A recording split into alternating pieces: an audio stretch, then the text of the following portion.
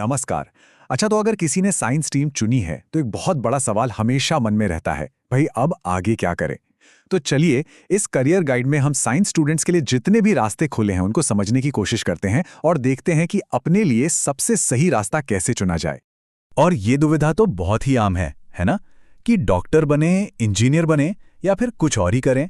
देखिए, ये जो कंफ्यूजन है ये बहुत नॉर्मल है, घबराने की कोई बात नहीं है। चलिए मिलकर इस उलझन को सुलझाते हैं। तो देखिए, इस सफर का जो पहला और सबसे जरूरी मोड़ है वो आता है 10वीं क्लास के ठीक बाद, जब साइंस की दो अलग अलग धाराओं में से किसी एक को चुनना होता है।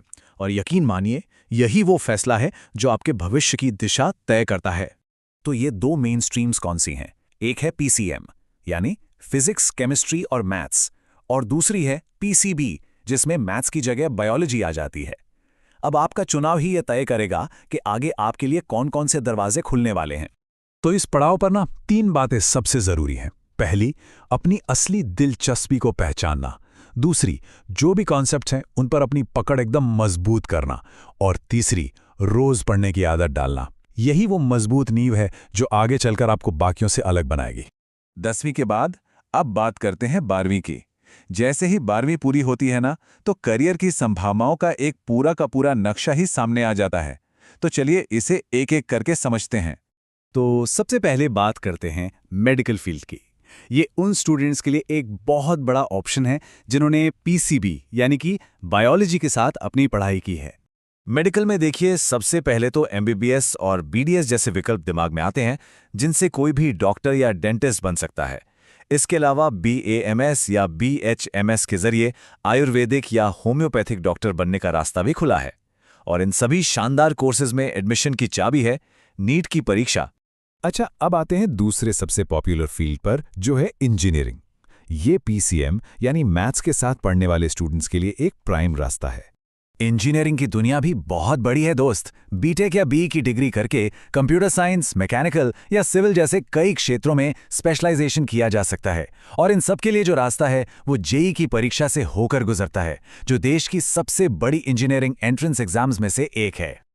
अच्छा, अगर किसी की दिलचस्पी साइंटिफिक खोजों और नई नई चीजें जानने में है, तो प्योर साइंस और रिसर्च का फील्ड एक बेहतरीन ऑप्शन हो सकता है।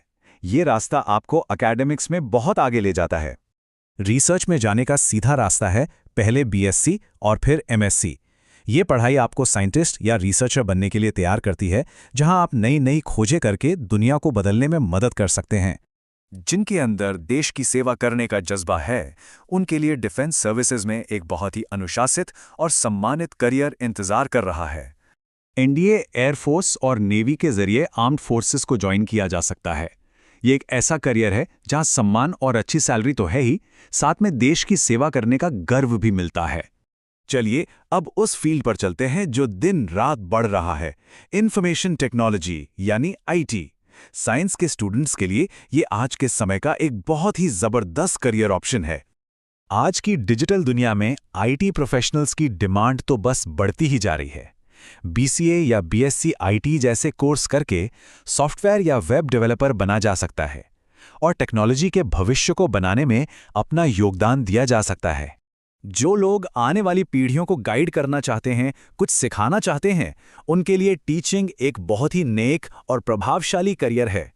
एक टीचर या प्रोफेसर बनने के लिए आमतौर पर बीएससी के बाद बीएड की डिग्री करनी होती है। ये अपना ज्ञान दूसरों के साथ बांटने और समाज को बेहतर बनाने का एक शानदार तरीका है। अच्छा, अगर किसी साइंस स्टूडेंट के अंदर लीडरशिप की क्वालिटी है, तो उनके लिए बिजनेस और मैनेजमेंट की दुनिया में भी करियर के बड़े मौके हैं। ये एक अलग लेकिन बहुत ही दिलचस्प रास्ता हो सकता है। इसके लिए रास्ता अक्सर बीबीए और फिर एमबीए से होकर जाता है। साइंस से जो एनालिटिकल सोच मिलती है ना, वो आपको बिजनेस की दुनिया में एक अलग ही एज देती है और मैनेजमेंट में टॉप पोजीशंस के दरवाजे खोल देती है। तो अब तक हमने इतने सारे ऑप्शंस देखे, लेकिन सबसे बड़ा सवाल तो वही है कि इनमें से सही फैसला कैसे लिया जाए। चलिए अब इस पर थोड़ा फोकस करते हैं। करियर चुनते वक्त कुछ आम गलतियों से बचना बहुत बहुत जरूरी है, जैसे कि दोस्तों या परिवार के दबाव में आ जाना, सिर्फ 2-4 जाने पहचाने ऑप्शंस के बारे में सोचना, और सबसे बड़ी गलती, अपनी खुद की दिलचस्पी को नजरअंदाज कर देना। तो उन गलतियों से बचने के लिए क्या करना है? हमेशा नई नई स्किल्स सीखते रहना है।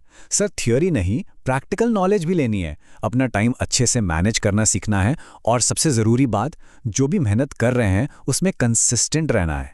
तो बात सीधी सी है कि साइंस का फील्ड मौकों से भरा पड़ा है, लेकिन सबसे ज़रूरी बात ये याद रखनी है कि चुनाव करने की ताकत आखिर में एक स्टूडेंट के अपने ही हाथ में है। और जाते जाते ये एक सवाल है सबके लिए, सिर्फ डॉक्टर या इंजीनियर बनने से हटकर आपके लिए सफलता का असली मतलब क्या है? जिस दिन इस सवाल का जवाब मिल गया ना, समझ लीजिए कि सही करियर की तरफ आपका पहला कदम बढ़ गया है।